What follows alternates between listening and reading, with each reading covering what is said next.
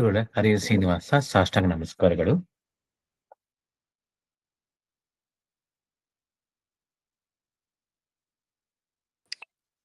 ಹರೇ ನಮ್ಮ ಆಚಾರ್ಯ.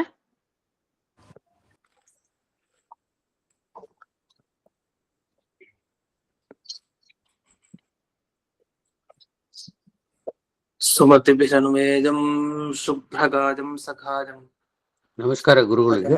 ಪಾಜಂ ಮುಕ್ತುಪಾಜಂ ವಿಮಾಜಂ ಗೃಹಜಮಹಮಮೇಜಂ ಧೇಜಮಾಮ್ನಾಜಗೇಜಂ ಸದಜಂ ಶ್ರೀ ಸಹಾಜಂ ಭಜೇಜಂ ಅಜ್ಜನಾಸೂನು ಸಾನ್ನಿಧ್ಯಾತ್ ವಿಜಯೇನ ವಿರಾಜಿತಂ ಅಜಿತ ಪ್ರೀತಿಜನಕಂ ಭಜೇಹಂ ವಿಜಯಧ್ವಜಂ ತಪಸ್ವಾಧ್ಯಾಯ ಶುಶ್ರೂಷಾ ಕೃಷ್ಣ ಪೂಜಾರತಂ ಮುನಿಂ ವಿಶ್ವೇಶಮಿಷ್ಟತಂ ವಂದೇ ಪರಿಮ್ರಾಟ್ ಚಕ್ರವರ್ತಿನಂ. ಶ್ರೀ ಗುರುಭ್ಯೋ ನಮಃ. ಹರಿ ಓಂ. ಜನ್ಮಾದ್ಯಸ್ಯ ಯತೋನ್ವಯಾದಿತರತಶ್ಚಾರ್ಥೇಷ್ವಭಿಘ್ನಸ್ವರಾಟ್ ತೇನೇ ಬ್ರಹ್ಮ ಹೃದಯ ಆದಿಕವಯೇ ಮುಖ್ಯಂತಿ ತಂ ಸೂರಯಃ ತೇಜೋ ವಾರಿಮೃತಾಂ ಯಥಾ ವಿನಿಮಯೋ ಯತ್ರ ತ್ರಿಸರ್ಗೋ ಮೃಷಾ ಧಾಮ್ನಾ ಸ್ವೇನ ಸದಾ ನಿರಸ್ತಕುಹಕಂ ಸತ್ಯಂ ಪರಂ ಧೀಮಹಿ. ಓಂ ಸ್ವಸ್ತ್ಯಸ್ತು ಸತಾಂ ಅಶೇಷ ಸನ್ಮಂಗಲಾನಿ ಭವಂತು. ಸಮ್ಯಕ್ ಶ್ಲೋಕೈಕ ಶ್ರವಣ ಪಠನ ಮಾತ್ರೇಣ ಭಕ್ತುಶ್ಚ ಶ್ರೋತॄಣಾಂ ನಿಖಿಲ ಕಲಿಕೃತ ಕಲ್ಮಷ ಅಪನೋದನ ಪಡುತ್ತಾರೆ. ಶ್ರೀಮದ್ ಭಾಗವತೆ ಮಹಾಪುರಾಣೆ ತೃತೀಯ ಸ್ಕಂಧೆ ಸಪ್ತಮ ಅಧ್ಯಾಯೇ ಅದ್ಯ ಕಥಾನುವಾದೇ ಸತಿ ಕಿಂಚಿತ್ ಪೂರ್ವ ಕಥಾನುವಾದಃ.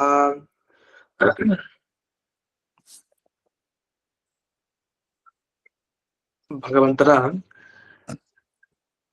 ವ್ಯಾಪಾರವನ್ನ ಹೇಳಿದ್ರು. ಅಂದ್ರೆ ದೇವತೆಗಳಿಗೆ ಯಾವ ರೀತಿ ಸಹಕಾರವನ್ನ ಮಾಡ್ದ, ಯಾವ ರೀತಿ ಲಕ್ಷ್ಮೀ ದೇವಿಗೆ ಸಹಕಾರ ಮಾಡ್ದ. ಯಾಕಂದ್ರೆ ಇಡೀ ಬ್ರಹ್ಮಾಂಡ ಸೃಷ್ಟಿಯಾಗಿ ಅಲ್ಲಿ ಜಗತ್ತಿನ ಸೃಷ್ಟಿ ಆಗ್ಬೇಕಿದೆ. ಇದೆಲ್ಲ ಆಗ್ಬೇಕು ಅಂದ್ರೆ ದೇವರಿಲ್ದೆ ಸಾಧ್ಯನೇ ಇಲ್ಲ. ಎಲ್ಲರೂ ಅಸ್ವತಂತ್ರ, ಎಲ್ಲರ ಒಳಗಡೆ ತಾನಿದ್ದು ಒಂದು ರೂಪದಿಂದ ಅನುಗ್ರಹಿಸ್ಬೇಕು. ಈ ಎಲ್ಲ ಅಂಶಗಳನ್ನ ನೆನಪಿಸುವಂತೆ ಈ ಶ್ಲೋಕ ಮುಂದೆ ಇದೆ. 4ನೆಯ ಶ್ಲೋಕ. ಪ್ರಬುದ್ಧ ಕರ್ಮ ದೈವೇನ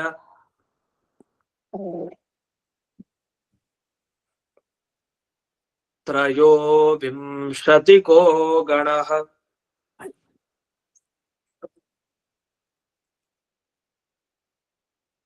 ಪ್ರೇರಿತೋ ಜನಯತ್ಸ್ವಾಭಿಃ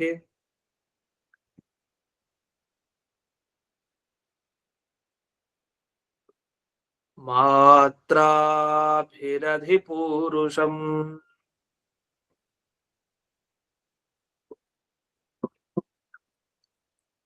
ಪ್ರತಿಯೊಂದು ತತ್ವಗಳ ಒಳಗಡೆ ದೇವರು ಹೊಕ್ಕಿದ್ ಯಾಕೆ? ಸುಮ್ನೆ ಅಲ್ಲಿ ಇರ್ಲಿಕ್ಕ ಏನಾದ್ರು ಪ್ರಯೋಜನ ಇದೆಯಾ ಅಂತ ಪ್ರಶ್ನೆಯನ್ನ ಮಾಡಿಕೊಂಡು, ಸುಮ್ನೆ ಇಲ್ಲ ಅಲ್ಲಿ ದೇವರು ಹೊಕ್ಕಿದ್ದು ಇದಕ್ಕೆ ಪ್ರೇರಣೆ ಮಾಡ್ಲಿಕ್ಕೆ. ಯಾಕಂದ್ರೆ ಅವ್ರು ಯಾರಿಗೂ ಜಗತ್ತನ್ನ ಸೃಷ್ಟಿ ಮಾಡೋದು ಹೇಗೆ ಅಂತ ಗೊತ್ತಾಗ್ತಾ ಇಲ್ಲ. ಇಡೀ ಬ್ರಹ್ಮಾಂಡ ನಿರ್ಮಾಣ ನಮ್ ಕೈಯಲ್ಲಿ ಆಗಲ್ಲ ಅಂತ ಸೋಲನ್ನ ಒಪ್ಪುಕೊಂಡಿದ್ದಾರೆ. ಹಾಗಾಗಿ ನಿಮ್ಮ ಒಳಗಡೆ ಇದ್ದೇ ನಾನು ಬ್ರಹ್ಮಾಂಡವನ್ನ ನಿರ್ಮಾಣ ಮಾಡ್ತೀನಿ ಅಂತ ಪ್ರತಿಯೊಂದು ತತ್ವಗಳ ಒಳಗಡೆ, ತತ್ವಾಭಿಮಾನಿ ದೇವತೆಗಳ ಒಳಗಡೆ, ಪ್ರಕೃತಿ ತತ್ವದ ಒಳಗಡೆ ಹೋಗಿ ತಾನೇ ಪ್ರೇರಣೆ ಮಾಡಿ ಸಮಗ್ರ ಬ್ರಹ್ಮಾಂಡವನ್ನ ಹೇಗೆ ಸೃಷ್ಟಿಸ್ಬೇಕು ಆ ರೀತಿ ಅವರಿಗೆ ಶಕ್ತಿಯನ್ನ ಕೊಟ್ಟ, ತಾನೇ ವಸ್ತುತಃ ನಿರ್ಮಿಸಿದ್ದು ಅಂತ. ಇದನ್ನ ಪ್ರಬುದ್ಧ ಕರ್ಮ ಅಂತ ಹೇಳ್ತಾರೆ. ಪ್ರಬುದ್ಧ ಕರ್ಮ ದೈವೇನ ಪ್ರೇರಿತ ಅಂದ್ರೆ ಈ ದೈವೇನ ಪ್ರೇರಿತ ಅನ್ನೋ ಶಬ್ದ ಬಂದಿದೆ. ಅಂದ್ರೆ ಯಾವುದೇ ಒಬ್ಬ ವ್ಯಕ್ತಿ ಕೆಲಸ ಮಾಡ್ಬೇಕು ಅಂದ್ರೆ ಭಗವಂತನ ಪ್ರೇರಣೆ ಬೇಕು ಅಂತ ಹೇಳ್ತಾ ಇರ್ತೀವಿ. ಹಾಗೆ ಇಲ್ಲೂ ದೈವೇನ ಪ್ರೇರಿತ, ಭಗವಂತನೇ ಬಂದು ಪ್ರೇರಣೆ ನೀಡಿದ್ದಾರೆ. ಯಾವುದಕ್ಕೆ? ತ್ರಯೋವಿಂಶತಿಕೋ ಗಣ ಅಂತ ಹೇಳಿದ್ರು. ಅಂದ್ರೆ 23 ತತ್ವಗಳೇನಿದೆ, ತ್ರಯೋವಿಂಶತಿ, ಇದರ ಗುಂಪಿಗೆ ಭಗವಂತನೇ ಹೋಗಿ ಪ್ರೇರಣೆ ನೀಡಿದ್ದಾನೆ. ಅದೆಲ್ಲ ಏನಾಗಿದೆ? ಪ್ರಬುದ್ಧ ಕರ್ಮ ಅಂತ. ಅದ್ರ ಅದೃಷ್ಟ ಎಲ್ಲ ಇನ್ನೇನ್ ಕೆಲ್ಸ ಕೊಡೋ ಹಂತದಲ್ಲಿದೆ. ಈಗ ನಮ್ಮ ಪುಣ್ಯ ಇರುತ್ತೆ, ಪುಣ್ಯ ಸುಮ್ನೆ ಇರುತ್ತೆ, ಆದ್ರೆ ಕಾಲ ಬಂದಾಗ ಮಾತ್ರ ಅದು ತನ್ನ ಫಲ ಕೊಡುತ್ತೆ. ಇಲ್ಲಿ ಇನ್ನೇನ್ ಫಲ ಕೊಡೋ ಹಂತದಲ್ಲಿದೆ, ಅದನ್ನ ಪ್ರಬುದ್ಧ ಕರ್ಮ ಅಂತ. ಅಂದ್ರೆ ಪುಣ್ಯ ಕರ್ಮಕ್ಕೆ ಎಚ್ಚರ ಆಗಿದೆ ಅಂತ ಹೇಳ್ತಾರೆ. ಎಚ್ಚರ ಆಗಿರೋದು ಅಂದ್ರೆ ಇನ್ನೇನ್ ಫಲ ಕೊಡ್ಲಿಕ್ಕೆ ಅದು ಕಾಯ್ತಾ ಇದೆ, ಉನ್ಮುಖತೆಯಿಂದ ಇದೆ. ಯಾರೋ ಒಬ್ರು ಬರ್ತಾರೆ ದಾನ ಕೊಡ್ಲಿಕ್ಕೆ ಕಾಯ್ತಾ ಇದೀವಿ, ಕೈಯಲ್ಲಿ ಇಟ್ಕೊಂಡಿದ್ದೀವಿ ದಾನ ಕೊಡ್ಬೇಕು ಅಂತ ದುಡ್ಡನ್ನ. ಸಂಭಾವನೆಯನ್ನು ಕೊಡ್ಬೇಕು ಅಂತ. ಅದು ಎಷ್ಟು ಅಂದ್ರೆ ರೆಡಿ ಆಗಿದೀವಿ, ಅವ್ರು ಬಂದ ಹಿಂಗ್ ಕೊಟ್ಬಿಡೋದು ಅಂತ. ಆ ತರ ಇಲ್ಲಿ ಭಗವಂತ ತಾನು ಪ್ರವೇಶ ಮಾಡಿದಾನೆ. ಇದು ಹೇಗಿತ್ತು ಅಂದ್ರೆ ಇವ್ರ ಪುಣ್ಯ ಎಲ್ಲ ಇನ್ನೇನ್ ಫಲ ಕೊಡೋ ಹಂತಕ್ ಬಂದ್ಬಿಟ್ಟಿತ್ತು. ಆ ಅರ್ಥವನ್ನು ತಿಳಿಸ್ಲಿಕ್ಕೆ ಪ್ರಬುದ್ಧ ಕರ್ಮ ಅಂತ ಹೇಳಿದೆ. ಸರಿ, ಏನಾಯ್ತು? ಆ ಎಲ್ಲ ತತ್ವಗಳು ತಮ್ಮ ತಮ್ಮ ಅಂಶಗಳೇನಿತ್ತು ಅಂದ್ರೆ ಪ್ರತಿಯೊಂದು ತತ್ವ, ಮಹತ್ತತ್ವ, ಅಹಂಕಾರ ತತ್ವ, ಹೀಗೆ ಪ್ರತಿಯೊಂದು ಅಂಶಗಳೇನಿದ್ವು ಅದೆಲ್ಲವೂ ಕೂಡ ಬ್ರಹ್ಮದೇವರ ಶರೀರ ಆಯ್ತು ಅಂತ ಅರ್ಥ. ಬ್ರಹ್ಮದೇವರ ಶರೀರ ಅಂದ್ರೆ ಎಲ್ಲ ತತ್ವಗಳು ಸೇರ್ಕೊಂಡಿದೆ ಅಂತ ಪುರುಷ ಅನ್ನೋ ಹೆಸರಿನ ಬ್ರಹ್ಮದೇವರ ಶರೀರ ಅದು. ಹಾಗಾಗಿ ಅದೇ ಪುರುಷ ಅನ್ನೋ ಶಬ್ದದಿಂದ ಭಗವಂತನ ಏನು ಒಂದು ನಾಮವನ್ನ ಸ್ಮರಣೆ ಮಾಡ್ತೀವಿ, ಆ ಭಗವಂತ ತಾನು ಈ ಬ್ರಹ್ಮದೇವರ ಶರೀರ ಅಂತ ಅನಿಸ್ಕೊಳ್ಳುವಂತ ಈ ಬ್ರಹ್ಮಾಂಡವನ್ನ ತಾನು ಸೃಷ್ಟಿ ಮಾಡಿದ್ದಾನೆ. ಹಾಗಾದ್ರೆ ಈ ಅಂಶಗಳಿಂದ ಬ್ರಹ್ಮಾಂಡ ಸೃಷ್ಟಿ ಮಾಡಿದ. ಅಂಶಗಳಿಂದ ಬ್ರಹ್ಮಾಂಡ ಸೃಷ್ಟಿಯಿಂದ ಏನಾಯ್ತು? ಬ್ರಹ್ಮದೇವರ ಶರೀರ ತರ ಒಂದ್ ರೀತಿ ಆಯ್ತು. ಯಾಕೆ? ಆ ತತ್ವಗಳೇ ಬದಲಾಗಿತ್ತು ಬ್ರಹ್ಮಾಂಡ ಆಗಿ. ಬ್ರಹ್ಮಾಂಡ ಅದು ಬ್ರಹ್ಮದೇವರ ಶರೀರ. ಹೀಗೆ ಭಗವಂತ ಏನ್ ಮಾಡ್ದ ಅಂದ್ರೆ ಪ್ರತಿಯೊಂದು ತತ್ವಗಳ ಒಳಗಡೆ ಹೊಕ್ಕಿ ಬ್ರಹ್ಮದೇವರ ಶರೀರ ಅನ್ನಿಸ್ಕೊಳ್ಳೋ ಬ್ರಹ್ಮಾಂಡದ ಸೃಷ್ಟಿಗೆ ಕಾರಣ ಅದ ಯಾರು? ಪರಮಾತ್ಮ. ಇದನ್ನ ಪ್ರಬುದ್ಧ ಕರ್ಮ ದೈವೇನ ಪ್ರೇರಿತ ತ್ರಯೋವಿಂಶತಿಕೋ ಗಣ ಸ್ವಾಭಿ ಮಾತ್ರಾಭಿ, ತನ್ನಲ್ಲಿರೋ ಅಂಶಗಳಿಂದ ಅಧಿಪುರುಷಂ ಜನಯತ್ ಅಂದ್ರೆ ಅಧಿಪುರುಷ ಅಂತ. ಅಂದ್ರೆ ಇಲ್ಲಿ ಒಂದು ಅರ್ಥದಲ್ಲಿ ವ್ಯತ್ಯಾಸ ಇದೆ. ಕೆಲವು ಕಡೆ ಈ ಪಾಠ ಸಿಗಲ್ಲ ನಮ್ಗೆ ಅಧಿಪುರುಷಂ ಅಂತ, ಆದ್ರೆ ಎಲ್ಲಿ ಪಾಠ ಸಿಗ್ತಾ ಇದೆ ಅಲ್ಲಿಯ ಪ್ರಕಾರ ಏನರ್ಥ ಅನ್ನೋದನ್ನ ಇಲ್ಲಿ ತಿಳಿಸ್ತಾರೆ. ಅಧಿಪುರುಷಂ ಇತಿ ಪಾಠೆ. ಈ ತರ ಪಾಠ ಇಟ್ಕೊಂಡಾಗ ಯಾರು ಪುರುಷ ಸೂಕ್ತದಿಂದ ತಿಳಿಯಲ್ಪಡ್ತಾ ಇದ್ದಾರೋ ಅಂಥ ವ್ಯಕ್ತಿ ಅಂದ್ರೆ ಪುರುಷ ಸೂಕ್ತ.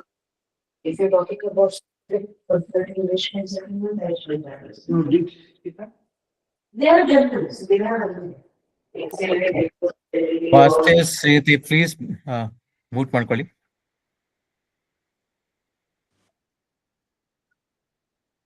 ಪುರುಷ ಸೂಕ್ತ ವಾಚ್ಯ ಅಂದ್ರೆ ಅಧಿಪುರುಷ ಅಂದ್ರೆ ಯಾರು ಪುರುಷ ಸೂಕ್ತದಿಂದ ಹೇಳಲ್ಪಡ್ತಾ ಇದ್ದಾನೋ ಅಂತ ಭಗವಂತ ಅವನು ಅಧಿಪುರುಷ ಅಂತ ಅನಿಸ್ಕೊಡ್ತಾರೆ. ಇಂಥ ಅಧಿಪುರುಷನಾದ ಅಂದ್ರೆ ಪುರುಷ ಅನ್ನೋ ಹೆಸರಿನಿಂದ ಕರೆಸ್ಕೊಳ್ಳುವಂತಹ ಬ್ರಹ್ಮದೇವರೇನಿದ್ದಾರೆ ಅದು ಪುರುಷ ಅಂತ ಇಬ್ಬರಿಗೆ ಹೆಸರಿದೆ. ಒಂದು ಬ್ರಹ್ಮದೇವರಿಗೂ ಇದೆ, ಹಾಗೆ ಭಗವಂತನಿಗೂ ಇದೆ. ಇದು ಪುರುಷ ಅಂತ ಬ್ರಹ್ಮದೇವರು ತಗೊಂಡು ಅವರ ಶರೀರವನ್ನು ತಗೊಂಡು ಅದನ್ನ ಅಧಿಪುರುಷ ಅಂತ ಕರೆದಿದ್ದಾರೆ. ಅದನ್ನ ಸೃಷ್ಟಿ ಮಾಡಿದ್ದು ಅಂತ ಅರ್ಥ. ಹಾಗಾದ್ರೆ ಪುರುಷ ಸೂಕ್ತದಲ್ಲಿ ಯಾರ ಬಗ್ಗೆ ತಿಳಿಯಲ್ಪಟ್ಟಿದೆಯೋ ಅಂಥವನು ಅಂತ ಅರ್ಥ. ಅದನ್ನ ಇಲ್ಲಿ ಬಿಡಿಸ್ತಾ ಹೋಗ್ತಾರೆ. ಅಧಿಪುರುಷಮಿತಿ ಪಾಠೆ ಅಧಿಗತಃ ಅಂದ್ರೆ ಪುರುಷ ಸೂಕ್ತ ವಾಚ್ಯ ಯಸ್ಮಿನ್ ಅಂತ ಹೀಗೆ ಬಿಡಿಸಿದೆ. ಇನ್ನು ದೈವ ಅಂತ ಒಂದು ಶಬ್ದ ಬಂತು. ದೈವ ಅಂದ್ರೆ ಏನರ್ಥ? ಈಶ್ವರೋ ದೈವ ಮುದ್ದಿಷ್ಟಂ ಸರ್ವಸ್ಯಾಪಿ ಪ್ರಭುತ್ವತಃ. ಯಾಕೆ ದೈವ ದೈವ ಅಂತ ನಾವೆಲ್ಲ ಅಂತೀವಿ? ದೈವ ಸಂಕಲ್ಪ ಹೇಗಿದೆ? ದೇವ ಸಂಕಲ್ಪನೋ ದೈವ ಸಂಕಲ್ಪನೋ?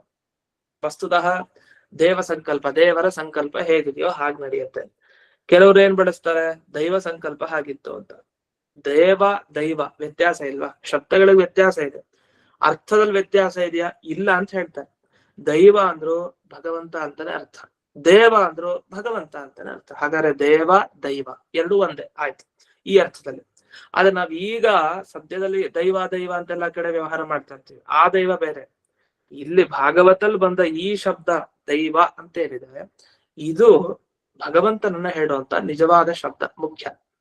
ಈಶ್ವರೋ ದೈವ ಮುದ್ದಿಷ್ಟಂ. ದೈವ ಅಂದ್ರೆ ಈಶ್ವರ ಸರ್ವಸ್ಯಾಪಿ ಪ್ರಭುತ್ವತಃ, ಎಲ್ಲರಿಗೂ ಸ್ವಾಮಿ ಆದ್ರಿಂದ ಅವನಿಗೆ ಈಶ್ವರ ದೈವ ಅಂತೆಲ್ಲ ಕರೀತಾರೆ. ಇಲ್ಲಿ ದೈವ ಅನ್ನೋ ಶಬ್ದದಿಂದ ಭಗವಂತನನ್ನ ಅದಕ್ಕೋಸ್ಕರ ತಗೊಂಡಿತ್ತು ಅಂತ ಅದನ್ನ ಬಿಡಿಸಿದ್ದಾರೆ. ಇನ್ನು ಮಾತ್ರ ಅನ್ನೋ ಶಬ್ದಕ್ಕೆ ಏನರ್ಥ ಅಂತ ಇಲ್ಲಿ ಪ್ರಶ್ನೆ. ಸ್ವಾಭಿ ಮಾತ್ರಾಭಿ ಅಂತ. ಮಾತ್ರಾಭಿ ಅಂದ್ರೆ ಈಗ ಸಾಮಾನ್ಯ ಮಾತ್ರ ಎಲ್ಲ ಶಬ್ದ ಕೇಳಿದಾಗ ತಾಯಿ ಅನ್ನೋ ಅರ್ಥ ಗೊತ್ತಾಗುತ್ತೆ, ಆದ್ರೆ ಅದಕ್ಕೂ ಇದಕ್ಕೆ ಸಂಬಂಧ ಇಲ್ಲ. ಇಲ್ಲಿ ಮಾತ್ರ ಅನ್ನೋ ಶಬ್ದಕ್ಕೆ ಅಂಶ ಅಂತ ಅರ್ಥ. ನನ್ನ ಒಂದು ಅಂಶ, ನನ್ನ ಒಂದು ಮಾತ್ರೆ, ಎರಡು ಮಾತ್ರೆ, ಮೂರು ಮಾತ್ರೆ, ಅಂದ್ರೆ ಒಂದಂಶ, ಎರಡಂಶ, ಮೂರಂಶ. ಅಂಶ ಅನ್ನೋ ಅರ್ಥದಲ್ಲಿ ಮಾತ್ರ ಅನ್ನೋ ಶಬ್ದವನ್ನ ಸಂಸ್ಕೃತದಲ್ಲಿ ಬಳಸಿದ್ದಾರೆ. ಹಾಗಾಗಿ ತಮ್ಮ ತಮ್ಮ ಅಂಶಗಳಿಂದ ಈ ಭಗವಂತನ ಅಂದ್ರೆ ಬ್ರಹ್ಮದೇವರ ಶರೀರವಾದದ್ರಿಂದ ಈ ಬ್ರಹ್ಮಾಂಡ ಅಂತ ಏನ್ ಅನ್ನಿಸ್ಕೊಂಡಿದೆ ಅಂಥದ್ದನ್ನ ಸೃಷ್ಟಿಯನ್ನ ಭಗವಂತ ಇದರ ಮುಖಾಂತರ ಮಾಡಿಸಿದ್ದಾನೆ ಅಂತ. ಇದರಲ್ಲಿ ಒಂದು ವಿಷಯವನ್ನು ತಿಳಿಸ್ತಾರೆ. ಹಿಂದಿನವರೆಲ್ಲ ಏನ್ ಮಾಡಿದ್ರು, ಕೆಲವು ವ್ಯಾಖ್ಯಾನಕಾರರು ಭಿನ್ನಂ ಸಂಯೋಜಯ ಮಾಸ ಅಂತ ಹಿಂದಕ್ ಬಂತು. ಈ ತತ್ವಗಳೆಲ್ಲ ಬೇರೆ ಬೇರೆ ಇತ್ತು, ಇದನ್ನೆಲ್ಲ ಒಂದುಗೂಡಿಸ್ದ ಅಂತ. ವಸ್ತುದ ತತ್ವಗಳನ್ನು ಒಂದುಗೂಡಿಸಿದ್ದಲ್ಲ, ಪ್ರತಿ ತತ್ವಗಳ ಒಳಗಡೆ ಕೆಲವು ಅಂಶಗಿದೆ. ಆ ಒಳಗಡೆ ಇರುವಂತಹ ಕೆಲವು ಅಂಶಗಳನ್ನ ತಗೊಂಡು ಆ ಎಲ್ಲ ಅಂಶವನ್ನ ಒಂದು ಮಾಡಿ ಅದರಿಂದ ಈ ಬ್ರಹ್ಮಾಂಡವನ್ನ ಸೃಷ್ಟಿ ಮಾಡಿದ್ದಾನೆ ದೇವರು. ಇದನ್ನ ಹೇಳಲಿಕ್ಕೆ ಈ ಶ್ಲೋಕ ಹೊರಟಿದೆ. ಆದ್ರಿಂದ ಮೂಲ ಶ್ಲೋಕದಲ್ಲಿ ಸ್ಪಷ್ಟ ಇಲ್ಲದೆ ಹೋದ್ರು ಯೋ ಜಯ ಮಾಸ ಚಾಂಶತಃ ಅಂತ ಮುಂದಕ್ಕೆ ಬರೋದ್ರಿಂದ ಅಂಶಗಳಿಂದ, ಅದು ಯಾವ ಅಂಶಗಳು, ಆಯಾಯ ತತ್ವಗಳ ಅಂಶಗಳು, ಅವುಗಳಿಂದ ಬ್ರಹ್ಮಾಂಡವನ್ನ ಸೃಷ್ಟಿ ಮಾಡಿರೋದು. ಇದು ಮಾತ್ರಾಭಿರಧಿಪೂರುಷಂ ಅಂತ ಶಬ್ದ ಬಂತು. ಇದನ್ನ ಏನ್ ಮಾಡಿದಾರೆ ಕೆಲವರು, ಮಾತ್ರೆ ಅಂದ್ರೆ ಪಂಚತನ್ಮಾತ್ರೆಗಳು ತಗೊಂಡು ಶಬ್ದರೂಪ ರಸಗಂಧ ಸ್ಪರ್ಶ ಅಂತ ಅವುಗಳಿಂದ ತಗೊಂಡು ಸೃಷ್ಟಿ ಮಾಡಿದ ಬ್ರಹ್ಮದೇವರ ಶರೀರವನ್ನ ಅಂತೆಲ್ಲ ಮಾತಾಡಿದ್ದಾರೆ. ಆದ್ರೆ ಇದು ಸರಿ ಇಲ್ಲ. ಯಾಕೆ ಅಂದ್ರೆ ಪಂಚತನ್ಮಾತ್ರೆಗಳಲ್ಲ, ಮಾತ್ರ ಅನ್ನೋ ಶಬ್ದಕ್ಕಂತ ಅಂಶ ಅಂತ ಅರ್ಥ. ಅದು ಎಲ್ಲರಿಗೂ ಸಮ್ಮತನೆ. ಮಾತ್ರ ಅನ್ನೋ ಶಬ್ದಕ್ಕೆ ಯಾರು ಕೂಡ ನಿರಾಕರಣೆ ಮಾಡೋ ಹಾಗಿಲ್ಲ, ಅದು ಸಮ್ಮತವೇ. ಹಾಗಾಗಿ ಅಂಶ ಅಂತ ಹೇಳಿ ಇಲ್ಲಿ ಆಚಾರ್ಯರು ಮಾತ್ರ ಅನ್ನೋ ಶಬ್ದಕ್ಕೆ ವಿವರಣೆಯಾಗಿ ಮಾತ್ರಾಭಿಹಿ ಅಂಶೈಹಿ ಅಂತ, ಅಂದ್ರೆ ಬ್ರಹ್ಮಾಂಡದ ಸೃಷ್ಟಿಯಾಗಿದ್ದು ಯಾವುದರಿಂದ, ಎಲ್ಲಾ ತತ್ವಗಳ ಅಂಶಗಳಿಂದ ಸೃಷ್ಟಿಯಾಯಿತು ಅಂತ ಉತ್ತರವನ್ನ ಹೇಳ್ಬೇಕು. ಇದು ಮುಖ್ಯ. ಇನ್ನು ಮುಂದೆ ಪ್ರಬುದ್ಧ ಕರ್ಮ ಅಂತ ಒಂದು ಶಬ್ದ ಬಂತು ಹಿಂದೆ. ಆ ಕರ್ಮ ಅನ್ನೋ ಶಬ್ದಕ್ಕೆ ಏನ್ ಅರ್ಥ ಅಂದ್ರೆ ಎರಡು ಅರ್ಥ ಹೇಳ್ತಾರೆ ಈ ಬೇರೆ ಟಿಪ್ಪಣಿಯಲ್ಲಿ. ಪ್ರಬುದ್ಧ ಅಂದ್ರೆ ಇನ್ನೇನು ಫಲಕಾರಿ, ಇನ್ನೇನು ಫಲ ಕೊಡೋ ಹಂತದಲ್ಲಿರುವ ಕರ್ಮ ಅಂದ್ರೆ ಕ್ರಿಯಾಶಕ್ತಿ ಅಥವಾ ಅದೃಷ್ಟ. ಪುಣ್ಯ ಪಾಪಗಳಿಗೂ ಕರ್ಮ ಅಂತ ಕರೀತಾರೆ. ಅಥವಾ ಕ್ರಿಯಾಶಕ್ತಿ, ಒಬ್ಬ ವ್ಯಕ್ತಿಯಲ್ಲಿ ಮಾಡುವಂತಹ ಶಕ್ತಿ ಇರುತ್ತಲ್ಲ. ಕೆಲವರು ತುಂಬಾ ಚೆನ್ನಾಗಿ ಓದ್ತಾರೆ, ಅಧ್ಯಯನ ಶಕ್ತಿ, ಅದೊಂದು ಕ್ರಿಯಾಶಕ್ತಿ, ತುಂಬಾ ಚೆನ್ನಾಗಿದೆ. ಕೆಲವರು ತುಂಬಾ ತಿಂತಾರೆ, ಭೋಜನ ಶಕ್ತಿ. ಒಬ್ಬೊಬ್ಬರೆಲ್ಲ ಒಂದು ಕ್ರಿಯಾಶಕ್ತಿ ಇರುತ್ತೆ. ಆ ಕ್ರಿಯಾಶಕ್ತಿ ಬಹಳ ಚೆನ್ನಾಗಿದೆ ಯಾವ್ದಕ್ಕೆ, 23 ತತ್ವಗಳಿಗೆ ಅಂತ. ಈ ರೀತಿ ಅಧಿಪುರುಷನನ್ನ ಅಂದ್ರೆ ಪುರುಷ ಶಬ್ದವಾಚ್ಯನಾದ ವಿರಾಜನನ್ನ, ವಿರಾಜ ಅಂತ ಬ್ರಹ್ಮದೇವರಿಗೆ ಕರೀತಾರೆ.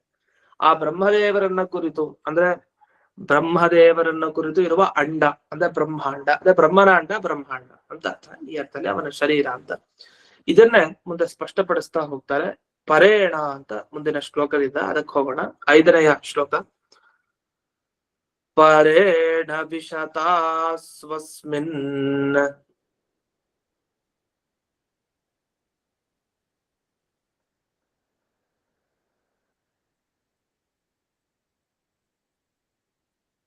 ಮಾತ್ರಯಾ ವಿಶ್ವಸೃಗ್ಗಣಃ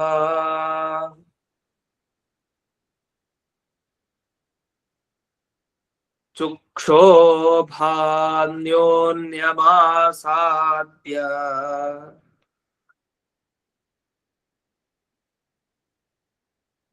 ಯಸ್ಮಿನ್ ಲೋಕಶ್ಚರಾಚರಃ.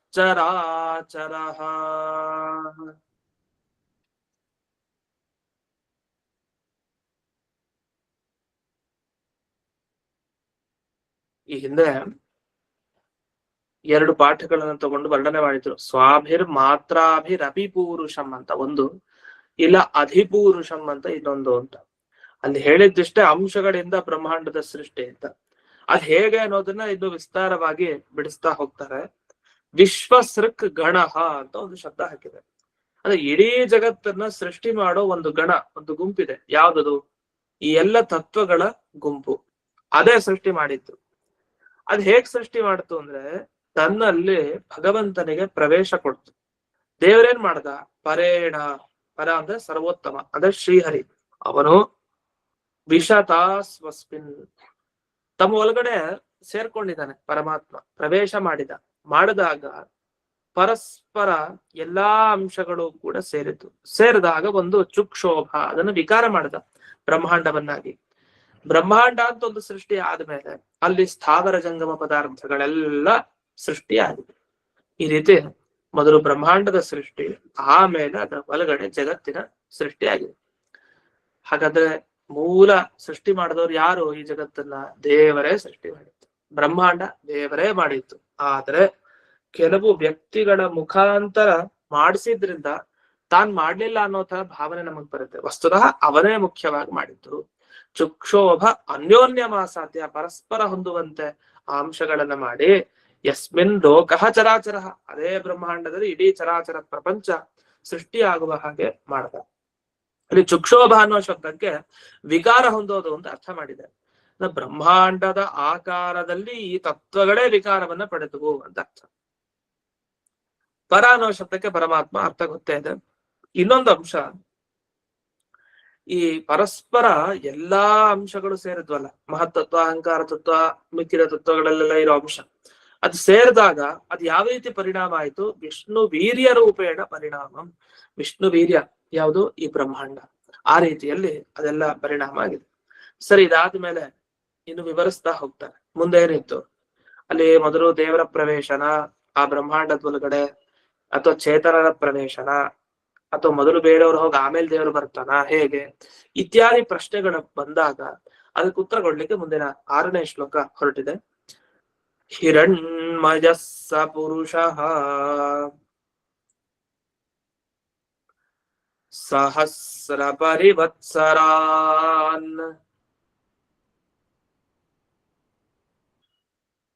ಅಂಡಕೋಶ ಉವಾಸಾಪ್ಸು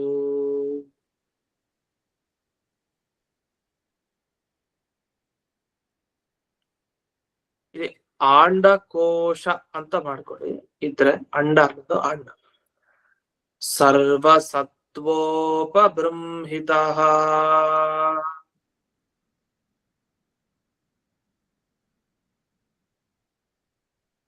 ವ್ಯಾಖ್ಯಾನದಲ್ಲಿ ಆಂಡಕೋಶ ಅಂತ ತಗೊಂಡಿದ್ದಾರೆ ಒಂದು. ಇದು ಮಿಕ್ಕಿದ ಟಿಪ್ಪಣಿಯಲ್ಲಿ ಅದರ ಬಗ್ಗೆ ಉಲ್ಲೇಖ ಇಲ್ಲ. ಒಂದರಲ್ಲಿ ಅಂಡಕೋಶ ಅಂತ ಇದೆ, ಇನ್ನೊಂದರಲ್ಲಿ ಆಂಡಕೋಶ ಅಂತ ಮಾಡಿದ್ದಾರೆ. ವಿಜಯಧ್ವಜ ತೀರ್ಥರ ಟಿಪ್ಪಣಿಯಲ್ಲಿ ಆಂಡಕೋಶ ಅಂತ ಮಾಡಿದ್ದಾರೆ.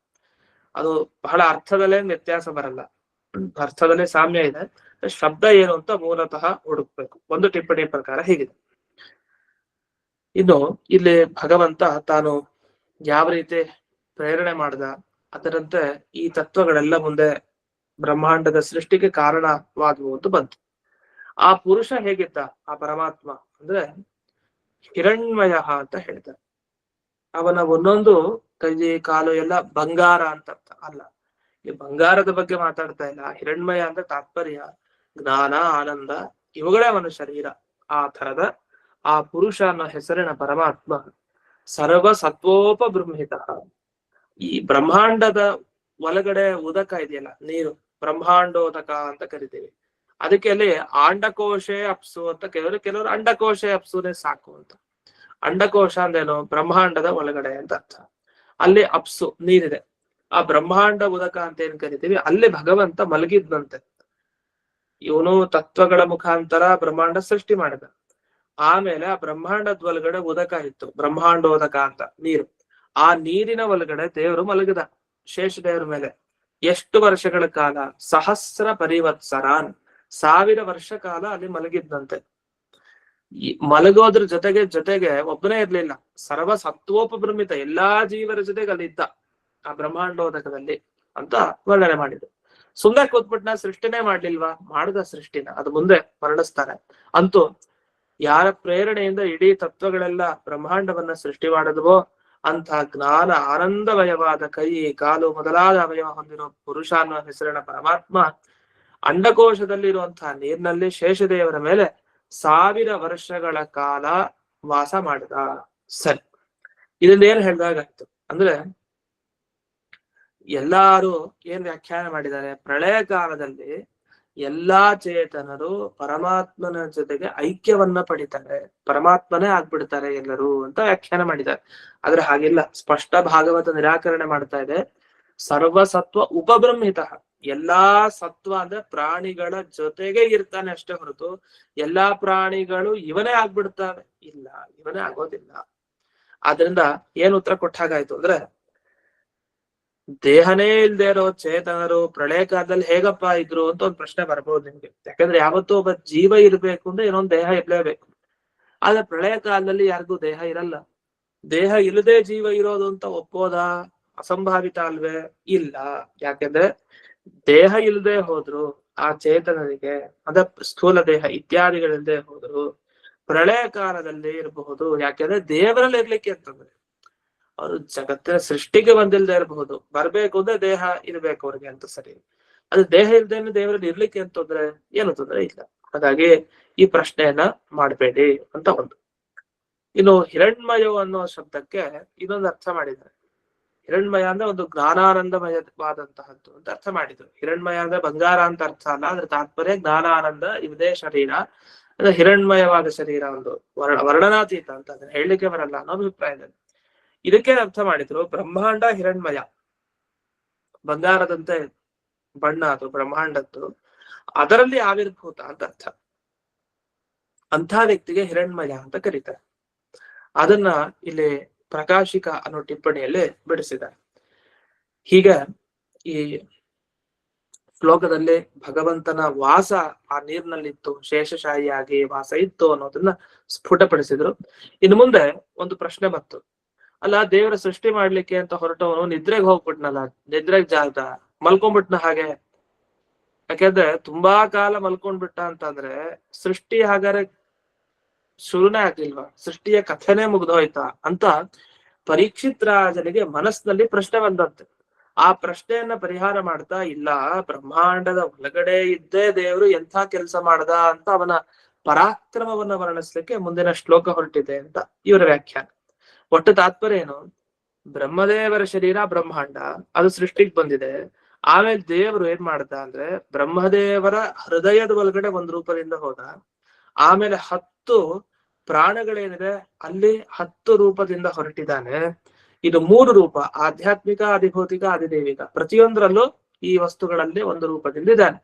ಹೀಗೆ ತನ್ನ ಎಲ್ಲಾ ಶಕ್ತಿ, ಪ್ರಭುತ್ವ ಶಕ್ತಿ, ಕ್ರಿಯಾಶಕ್ತಿ, ಎಲ್ಲ ಶಕ್ತಿಗಳಿಂದ ದೇವರಲ್ಲಿ ಕೂಡಿಕೊಂಡು ಇದ್ದಾನೆ ಅಂತ ಇದನ್ನ ಮೈತ್ರೇಯರು ವಿದುರರಿಗೆ ಉಪದೇಶ ನೀಡಿದ್ರು. ಅದನ್ನ ವರ್ಣಿಸ್ತಾರೆ 7ನೇ ಶ್ಲೋಕ. ಸವೈ ವಿಶ್ವಸೃಜಾಂಗರ್ಭೋ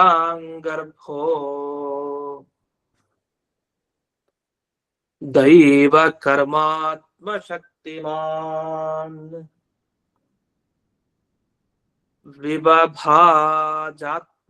ವಿಭಾಜಾತ್ಮನಾತ್ಮಾನಂ ಏಕಧಾ ದಶಧಾ ತ್ರಿಧಾ. ಭಗವಂತ ಎಷ್ಟೆಷ್ಟು ರೂಪ ಧರಿಸ್ಕೊಂಡ್ ಬಂದ, ಮುಂದೆ ಯಾವ ರೀತಿ ತನ್ನನ್ನ ತಾನು ಈ ಸೃಷ್ಟಿ ಕಾರ್ಯದಲ್ಲಿ ತೊಡಗಿಸ್ಕೊಂಡ, ಈ ತರದ ವಿಷಯಗಳನ್ನೆಲ್ಲ ಬಹಳ ಸೊಗಸಾಗಿ ಹೇಳ್ತಾ ಹೋಗ್ತಾನೆ. ನಮ್ಗೆ ಇಂಥ ವಿಷಯಗಳು ಬಹಳ ಎಲ್ಲಿ ಮುಖ್ಯ ಅಂದ್ರೆ ಈ ಸೃಷ್ಟಿ ರಹಸ್ಯ ಅಂತ ಹೇಳ್ತೀವಿ ಎಲ್ಲಾ ಕಡೆ. ನಾವು ಹೇಗ್ ಬಂದ್ವಿ ಜಗತ್ತಿಗೆ, ಮತ್ತೆ ಸಂಹಾರ ರಹಸ್ಯ. ಸೃಷ್ಟಿ ರಹಸ್ಯ, ಸಂಹಾರ ರಹಸ್ಯ ತಿಳ್ಕೊಳ್ಳೋದು ದೊಡ್ಡ ವಿಷಯ, ಅದನ್ನ ಲಯ ರಹಸ್ಯ ಅಂತಾನು ಕರೀತಾರೆ. ಈ ಜಗತ್ತಿಗೆ ಸೃಷ್ಟಿಗೆ ಹೇಗ್ ಬಂದ್ವಿ ಅನ್ಲಿಕ್ಕೆ ಅನೇಕರು ಅನೇಕ ತರ ವಿವರಣೆ ಕೊಡ್ತಾರೆ, ಏನೋ ಅಪ್ರಬುದ್ಧವಾಗಿ ವಿವರಣೆ ಕೊಡ್ತಾರೆ, ಅಪ್ರಾಮಾಣಿಕವಾಗಿ. ಯಾಕೆಂದ್ರೆ ಭಾಗವತದಲ್ಲಿ ಎಷ್ಟು ಚೆನ್ನಾಗಿ ಹೇಳಿದ್ದಾರೆ ಈ ವಿಷಯವನ್ನ, ಸೃಷ್ಟಿ ರಹಸ್ಯವನ್ನ. ಈ ಸೃಷ್ಟಿಗೆ ಹೇಗ್ ಬಂದ್ವಿ ಅನ್ನೋ ವಿಷಯವನ್ನ ತಿಳ್ಕೊಳ್ದೆ ಏನೇನೋ ಒಬ್ಬೊಬ್ರು ಒಂದೊಂದೊಂದೊಂದ್ ತರ ವ್ಯಾಖ್ಯಾನ ಮಾಡ್ತಾರೆ. ಅದಿಲ್ಲೇ ನೋಡ್ಬಹುದು. ಇಲ್ಲೂ ಅನೇಕರು ಅನೇಕ ವ್ಯಾಖ್ಯಾನ ಮಾಡಿದ್ದಾರೆ ಈ ಭಾಗವತದ ಪದ್ಯಕ್ಕೆ. ಆದ್ರೆ ಆಚಾರ್ಯರ ವ್ಯಾಖ್ಯಾನ ಹೇಗಿದೆ, ಸಾಕ್ಷಾತ್ ಪ್ರಳಯ ಕಾಲದಲ್ಲಿ ಇದ್ದವರು, ಎಚ್ಚರದಲ್ಲೇ ಇದ್ದವರು ಯಾರು, ಮುಖ್ಯ ಪ್ರಾಣದೇವರು. ಪ್ರಳಯ ಕಾಲೇ ಪ್ರತಿಭಾತ ಪರಾವರ ಅಂತ ಮುಖ್ಯ ಪ್ರಾಣದೇವರಿಗೆ ಹೆಸರು. ಆ ಕಾಲದಲ್ಲೂ ಅವರ ಜ್ಞಾನ ಒಂದು ಪ್ರಾತಿಭ ಜ್ಞಾನ ಅಂತ, ಸ್ಫೂರ್ತಿಯಾಗುವಂಥ ಜ್ಞಾನ, ಹೊಳೆಯುವಂಥ ಜ್ಞಾನ, ಅಂತ ವಿಶೇಷ ಜ್ಞಾನ ಇರೋರವರು. ಅಂಥ ವಾಯುದೇವರೇ ಆದ ಮಧ್ವಾಚಾರ್ಯರು ಸೃಷ್ಟಿಯ ಬಗ್ಗೆ ಹೇಳ್ತಾ ಇದ್ರೆ ಅದಕ್ಕೊಂದು ತುಂಬಾ ಮಹತ್ವ ಇದೆ. ಅದನ್ನ ಪ್ರಳಯ ಕಾಲದಲ್ಲಿ ಇದ್ದವ್ರೆ ತಾವು ವರ್ಣಿಸ್ತಾರೆ ಸೃಷ್ಟಿ ಹೇಗಿದೆ ಅಂತಂದ್ರೆ ಎಷ್ಟು ಅದ್ಭುತ, ಸಾಕ್ಷಾತ್ತಾಗಿ ಅನುಭವಿಸಿದವರು ಅಂತ ಅರ್ಥ. ಈ ರೀತಿ ಇವರು ಹೇಳುವಂತ ಸೃಷ್ಟಿ ಪ್ರಕ್ರಿಯೆ ಅದು ಕೂಡ ಸಪ್ರಮಾಣವಾಗಿ, ಸುಮ್ನೆ ಹಾಗೆ ಹೇಳಲ್ಲ, ಪ್ರಮಾಣ ಕೊಟ್ಟು ಯಾವ ರೀತಿ ಸೃಷ್ಟಿ ಆಯ್ತು ಅಂತ. ಇದೆಲ್ಲ ಬಹಳ ಪ್ರಾಮಾಣಿಕ. ಸೃಷ್ಟಿ ರಹಸ್ಯ ತಿಳಿಬೇಕು ಅಂದ್ರೆ ಈ ಭಾಗ ಬಹಳ ಮುಖ್ಯ. ಎಲ್ಲಾ ಕಡೆ ತಿರುಗಾಡಿದ್ರು ಕೊನೆಗೆ ಸೃಷ್ಟಿ ರಹಸ್ಯದ ಬಗ್ಗೆ ಬಂದಾಗ ಇಂತಿಂತ ಭಾಗ ಬಹಳ ಉಪಯುಕ್ತ. ವ್ಯಾಖ್ಯಾನದಲ್ಲಿ ಬಹಳ ವಿಚಾರ ಮಾಡಿದ್ದಾರೆ ಈ ತರದ ವಿಷಯಗಳನ್ನ. ಕೆಲವರೆಲ್ಲ ಬೇರೆ ಬೇರೆ ತರ ಸೃಷ್ಟಿಯ ಬಗ್ಗೆ ಹೇಳಿದ್ದಾರೆ, ಅದ್ ಯಾಕೆ ಸರಿ ಇಲ್ಲ, ಇದ್ ಯಾಕೆ ಸರಿ ಅಂತ ಅನೇಕ ವಿಷಯಗಳಿದೆ. ಅದನ್ನೆಲ್ಲವನ್ನ ಮುಂದಿನ ಪಾಠದಲ್ಲಿ, ಮುಂದಿನ ಪಾಠ ಅಂದ್ರೆ ನಾಳೆ ನಾಡಿದ್ದು ಅನಧ್ಯಯನ ಇರೋದ್ರಿಂದ 2 ದಿವಸ ಇರಲ್ಲ, ಮತ್ತೆ ಬಿದಿಗೆ ಇಂದ ಪಾಠ ಅಂತ ಹೇಳ್ತಾ ಇಂದಿನ ಪಾಠವನ್ನ ಸ್ಮೃತಿ ಗುರುವಂತರ್ಗತ ವ್ಯಾಸತೀರ್ಥ ಗುರುವಂತರ್ಗತ ಭಾರತೀಯ ರಮಣ ಮುಖ್ಯ ಪ್ರಾಣಾಂತರ್ಗತ ಶ್ರೀಮನ್ಮೂಲ ಗೋಪಾಲಕೃಷ್ಣನಿಗೆ ಅರ್ಪಣೆಯನ್ನು ಮಾಡ್ತೇವೆ. ಶ್ರೀಕೃಷ್ಣ.